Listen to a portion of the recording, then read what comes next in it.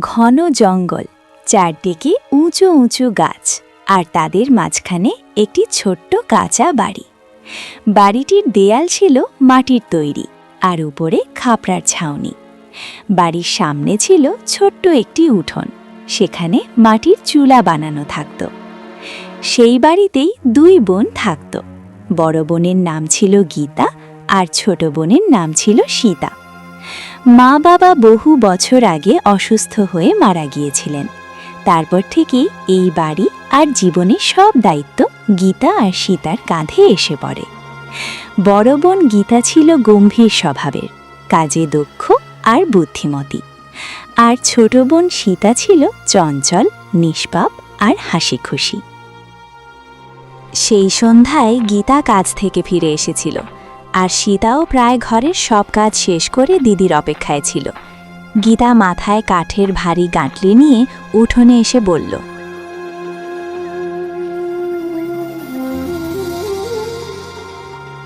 দেখ সীতা, আজকের গাঁটলিটা খুব ভারী। কাল সকালে এটা গ্রামে বাজারে নিয়ে গিয়ে বিক্রি করতে হবে। আজকের ডালটা তোকেই রান্না করতে হবে। দিদি, তুমি সবসময় আমাকে চুলায় বসিয়ে দাও। কখনো তুমিও তো রান্না করো, আমিও তো কাঠ কুড়িয়ে আনি।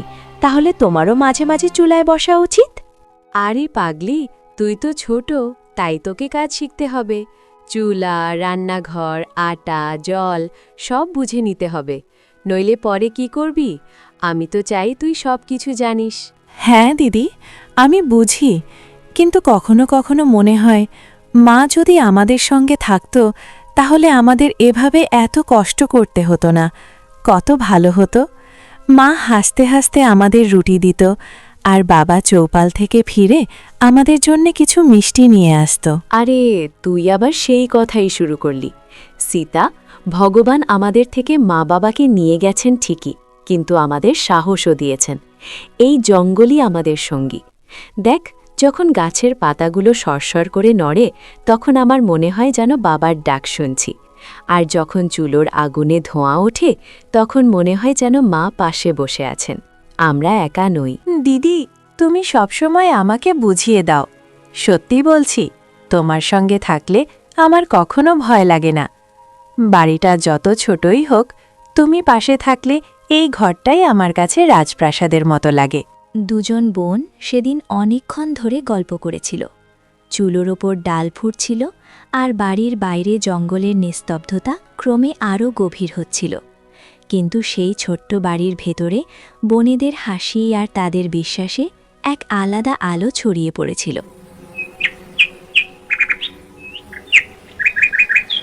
সকালবেলা ছিল। গীতা আর সীতা মাথায় কাঠের গাঁটলি তুলে গ্রামের দিকে রওনা দিল। পথটা জঙ্গলের ভেতর দিয়ে গেছে। পাখিদের কলরব, পাতার মর্মর শব্দ, আর মাঝে মাঝে ঝোপের ভেতর থেকে পশুদের হালকা আওয়াজ ভেসে আসছিল।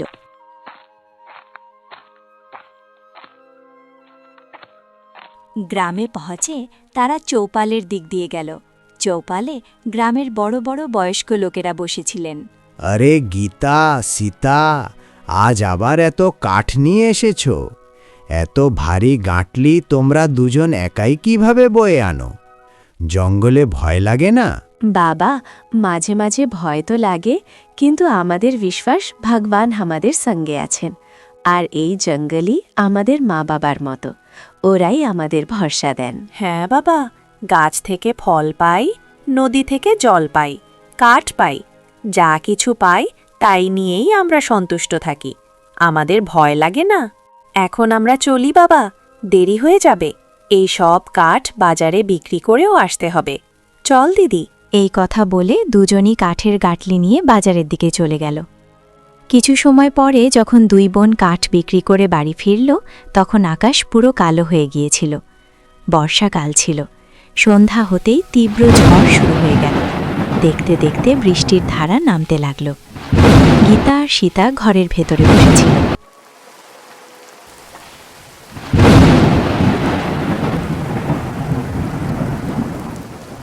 দিদি, মনে হচ্ছে ছাউনি ভেঙে যাবে।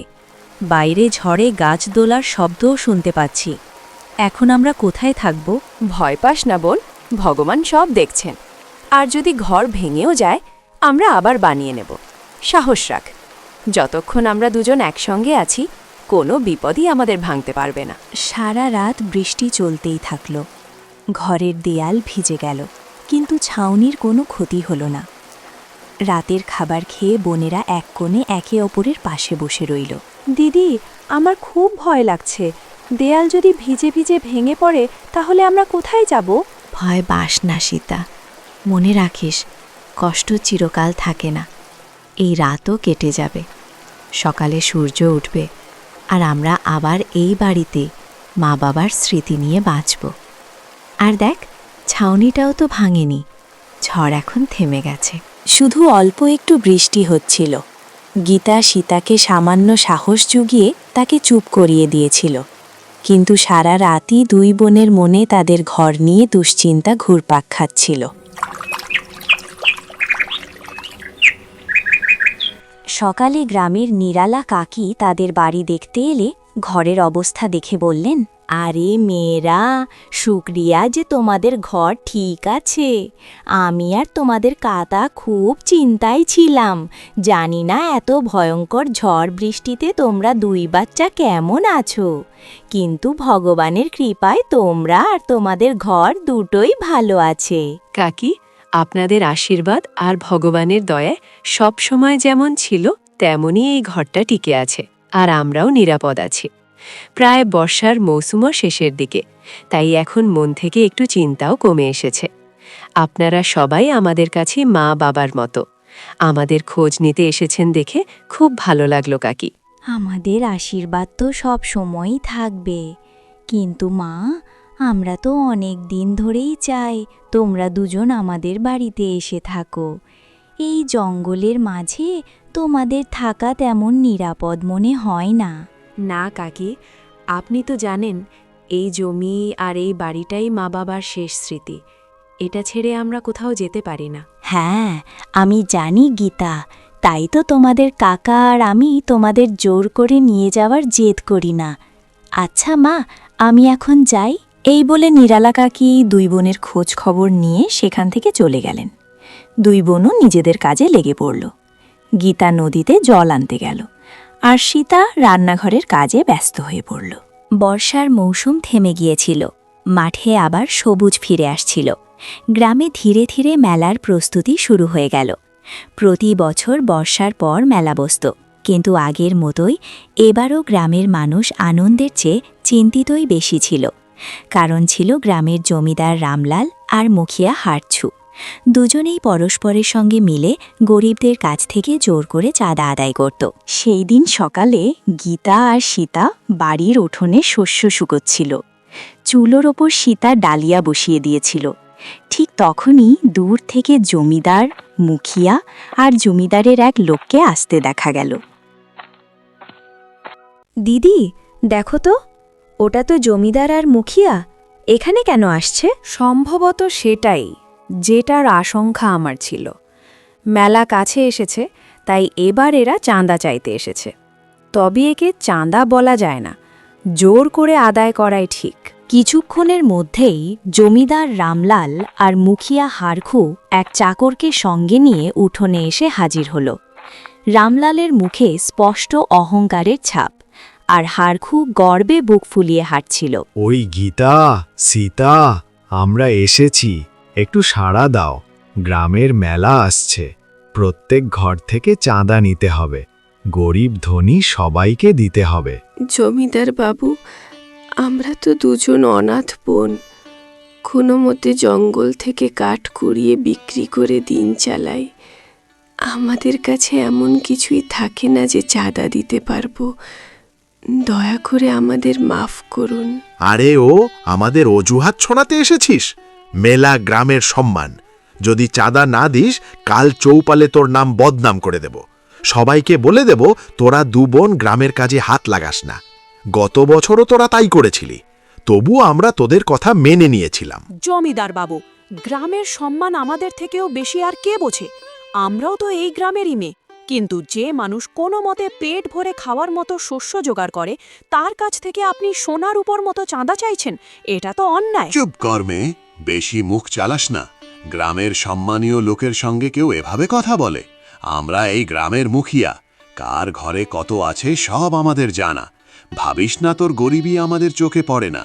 গরিবের কাজ চুপ থাকা, আর যা হুকুম দেওয়া হবে তা মেনে নেওয়া। মুখিয়াজি, আমরা আপনার সম্মান করি, কিন্তু জোর করে চাঁদা নেওয়া ঠিক নয়। মেলা তো গ্রামের মানুষের আনন্দের জন্য হয়, কারো শক্তি দেখানোর জন্য নয়। আমরা চাইলে নিজেদের হাতে মেলা সাজানোর কাজ করে দেব, কিন্তু চাঁদা দেওয়া আমাদের পক্ষে অসম্ভব। শুনলে হার খু, এই মেয়েরা আমাদের উপদেশ দিচ্ছে। ভাবছে ওদের কথা শুনে আমরা চাঁদা ছেড়ে দেব।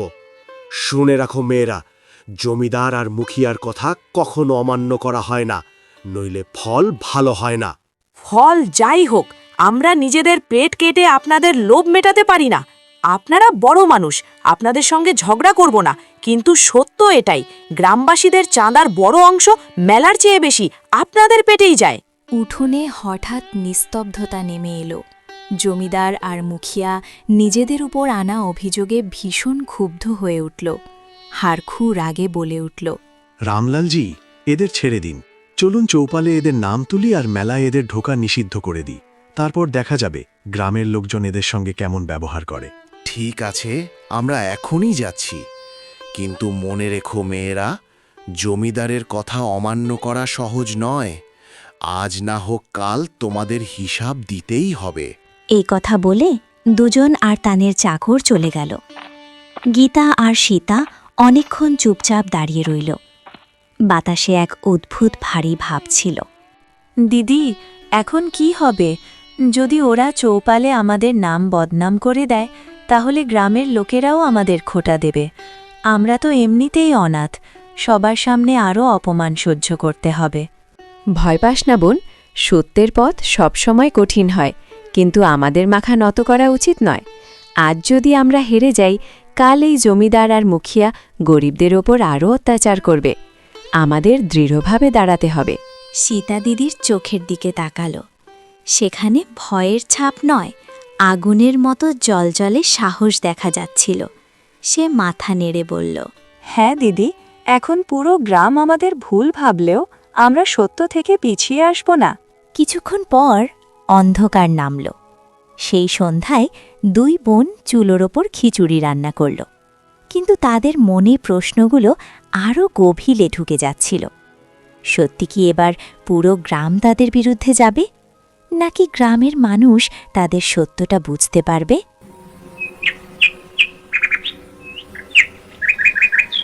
পরের দিন সকালে গীতা আর সীতা কিছু কাঠ সঙ্গে নিয়ে গ্রামের বাজারের দিকে যাচ্ছিল। তখনই তারা দেখল জমিদার আর মুখিয়া গ্রামের কয়েকজন লোককে জড়ো করে আসন্ন মেলা সম্পর্কে বলছে। শোনো শোনো গ্রামবাসীরা, এ বছরের মেলা আমাদের গ্রামের গর্ব। প্রত্যেক ঘর থেকে চাঁদা নেওয়া হবে, কোনো অজুহাত চলবে না। গরিব হোক বা ধনী, সবাইকে দিতে হবে। আর যে চাঁদা দিতে অস্বীকার করবে তার নাম গ্রামে বদনাম করা হবে, তার জমিজমার ওপরও খারাপ প্রভাব পড়বে। মনে রেখো, আমার হুকুম অমান্য করা যাবে না। চৌপালে লোকজন ভীত সন্ত্রস্ত হয়ে দাঁড়িয়েছিল। কিছু মানুষ ভয়ে সঙ্গে সঙ্গে টাকা দিয়ে দিয়েছিল, কেউ কেউ নীরবে মাথা নিচু করে দাঁড়িয়েছিল। ঠিক তখনই মুখের চোখ পড়ল গীতা আর সীতার দিকে। আরে দেখো তো, এই দুই বোনও দাঁড়িয়ে আছে। এদের বাড়ি তো জঙ্গলের ধারে, চাষের জমিও আছে, তবু মেলায় চাঁদা দিতে পারে না। গ্রাম থেকে তো দূরেই আছো, এবার সমাজ থেকেও দূরে হয়ে যাবে। দিদি, আমাদের তো শুধু কাঠ বেছে যা পাই তাই সম্বল। এখন এরা চাঁদা চাইছে, আমরা কোথা থেকে দেব? চুপ থাক সীতা, সবাই শুনছে। আগে আমরা এদের সঙ্গে কথা বলি। আমাদের অসহায় অবস্থাটা সবার সামনে আসুক, তখন লোকজনও আমাদের পাশে দাঁড়াবে। তারপর গীতা এগিয়ে গিয়ে জমিদার ও মুখিয়াকে উদ্দেশ্য করে বলে, মুখিয়াজি, জমিদার বাবু, আমরা দুজন অনাথ বোন, যা পাই তাই দিয়ে কোনো মতে পেট চালাই। এ কথা আপনারাও আর গ্রামের লোকজনও জানেন। মেলায় আমরা সেবা দেব, যেমন প্রতি বছর দিই, কিন্তু টাকা দেওয়ার সামর্থ্য আমাদের নেই। দয়া করে আমাদের ক্ষমা করুন। মা বাবা বেঁচে থাকলে তারা প্রতি বছর মেলায় চাঁদা দিতেন, কিন্তু এখন আমাদের পরিস্থিতিটা একটু বুঝুন। কি বললি? টাকা দেবে না? গ্রামের মেলা কি বাচ্চাদের খেলা? সবাই যদি তোর মতো ভাবতে শুরু করে, তাহলে মেলা আর বসবেই না। আর উপরন্তু তুই আমাদের উপদেশ দিতে এসেছিস? হ্যাঁ গীতা, তুই নিজেকে খুব বুদ্ধিমতী ভাবছিস, কিন্তু ভুলে যাস না গ্রামে আমাদেরই চলে। তোর বাড়ির জমিও জঙ্গলের ধারে।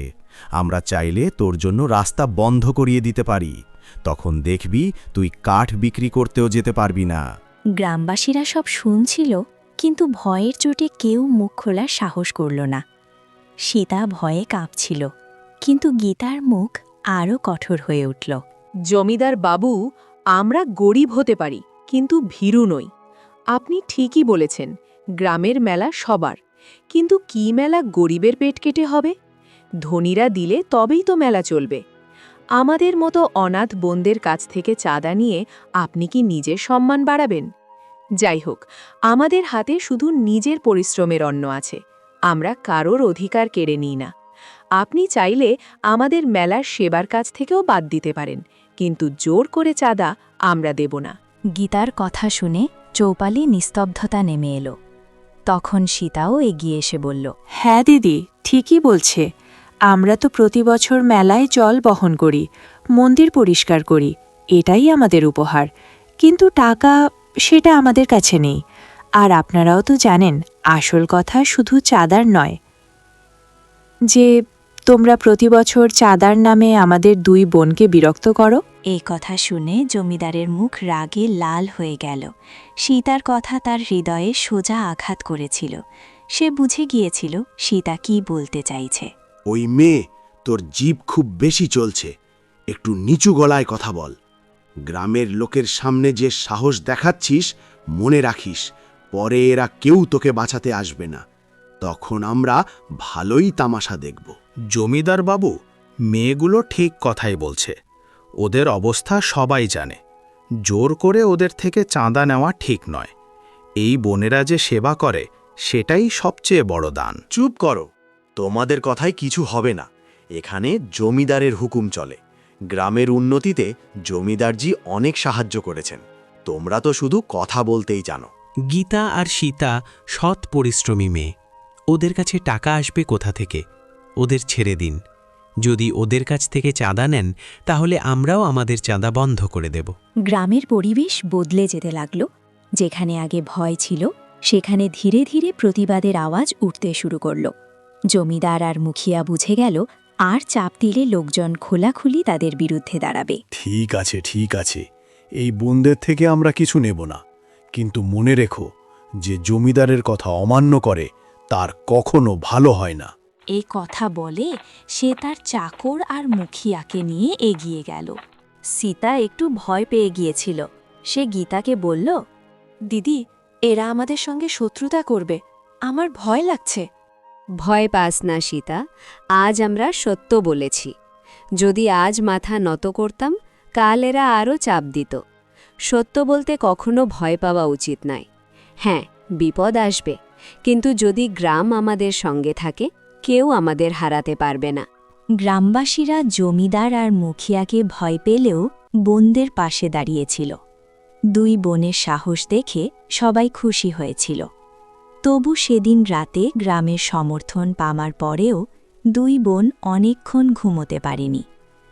জঙ্গলের হাওয়ায় পাতার মর্মর ছিল, কিন্তু তাদের হৃদয়ে ছিল ঝড়। গীতা জানত, আসল লড়াই এখনো শুরু হয়েছে। পরের সকালেও 2 বোন উদ্বিগ্ন অবস্থায় একে অপরের সঙ্গে কথা বলছিল।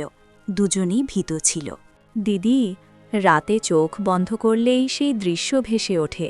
মুখিয়ার দম্ভ আর জমিদারের চোখের তীক্ষ্ণ দৃষ্টি। তারা চলে যাওয়ার সময় কিছু বলছিল। মনে হলো তাদের ষড়যন্ত্রটা আমাদের জমির সঙ্গেই জড়িত। আমার ঘুম আসছে না। আমারও না সীতা, তুই ঠিকই বলেছিস। ওরা চুপ করে বসে থাকবে না। ওদের চোখে শুধু লাভ। মা বাবা যে পরিশ্রম করে এই জমি রেখেছিলেন, সেটাই ওদের ভালো লাগছে না। এদিকে জমিদারের বাড়িতে একটি ঘরে তার এক চাকর আর মুখিয়া বসে আছে। কত দিন ধরে আমরা ওই জমিটার দিকে নজর রেখেছি। যখন ওই 2 মেয়ের বাবা বেঁচে ছিল, একদিন আমি তার কাছে গিয়েছিলাম জমিটা কিনতে, কিন্তু সে আমাকে অপমান করে ফিরিয়ে দিয়েছিল। আজও সেটা ভুলতে পারি না। আর গতকাল তার মেয়েরাও সেই অপমানটাই আবার করেছে। এখন তাদের জমিটা কেড়ে নিয়ে প্রতিশোধ নিতেই হবে। আমাদের লাভও তো আছে। গীতা সীতার জমিটা যদি আমাদের হাতে আসে, তাহলে সেখানে আপনার নেশাজাত দ্রব্যের ব্যবসা আরও বাড়ানো যাবে। কিন্তু হচ্ছিল না। আমার ব্যবসার জন্য ওই জায়গাটা একদম ঠিক। এখন মেলার নামেই ওদের সেখান থেকে তাড়ানোর সুযোগ পেয়েছি। আর যদি গ্রামের লোকজনও ওদের পক্ষ নেয়, তাহলে সবার সামনে দুই বোনকে সামান্য কিছু টাকা ধরিয়ে ওই জমি থেকে বের করে দেব। এই সব কথা বলে তারা পরিকল্পনা করে। দুপুর হতেই মুখিয়া আর জমিদার বোনদের বাড়িতে এসে হাজির হয়। এবার তোমাদের কথার শাস্তি পেতে হবে। মেলায় কোনো অবদান না দিয়ে তোমরা পুরো গ্রামের অপমান করেছ। এর মূল্য দিতেই হবে। এখন আর চাঁদার কথা নয়, এখন হয় এই জমি ছেড়ে এখান থেকে চলে যাও, নইলে সারা জীবন সমাজ থেকে বিচ্ছিন্ন হয়ে থাকো। তখন যদি তোমাদের কিছু হয়ও, সমাজের নিয়মে কেউ তোমাদের খোঁজ নিতেও আসবে না। আমরা কিছুই ভুল করিনি। এটা আমাদের মা বাবার জমি। আইন আর মানুষের বিশ্বাসের অপব্যবহার করবেন না। আমরা জানি জমিদার জি আর আপনার মজর বহু বছর ধরেই এই জমির ওপর, কিন্তু আমরা কোনোদিনই এই জমি আপনাদের দেব না। তাতে ভুল কি? এমনিতেও তোমরা দুজন এই জমি দিয়ে কী বা করবে? শেষ পর্যন্ত তো কাঠ বিচতেই যেতে হবে। এর চেয়ে ভালো হবে জমিটা আমাদের দিয়ে কোথাও চলে যাও। আমরা তোমাদের টাকা দিয়েও দেব।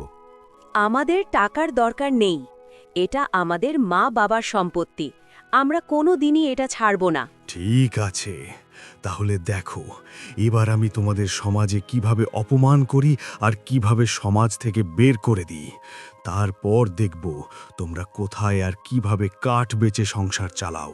জমিদার অনেক বেশি রেগে যায় আর হুমকি দিয়ে সেখান থেকে চলে যায়। কিন্তু এদিকে গীতার মনে অন্য পরিকল্পনা খেলা করছে। সে ভাবছে কিভাবে এই জমিদারকে এলাকা থেকে তাড়ানো যায়, কারণ তার জন্য গ্রামের মানুষ শান্তিতে থাকতে পারছে না। তারপর গীতা তার বোনকে সাথে নিয়ে চৌপালে যায়। জমিদারের অত্যাচারের বিষয়গুলো সবার সামনে নিখুঁতভাবে তুলে ধরে। কিভাবে জমিদার তাদের সবাইকে চুষে খাচ্ছে, জনগণ এখন সেটা ভালোভাবেই বোঝে। জনগণ সবাই মিলে জমিদারের বাড়িতে ঘেরাও করে। জমিদার, মুখিয়া আর তাদের চামচা তখন বাড়িতেই ছিল। জনগণের রোষের মুখে তারা পিছন দিক দিয়ে পালিয়ে যায়। এখন গ্রামের মানুষ স্বাধীন। তারা নিজেদের মতো করে মেলা উদযাপন করে।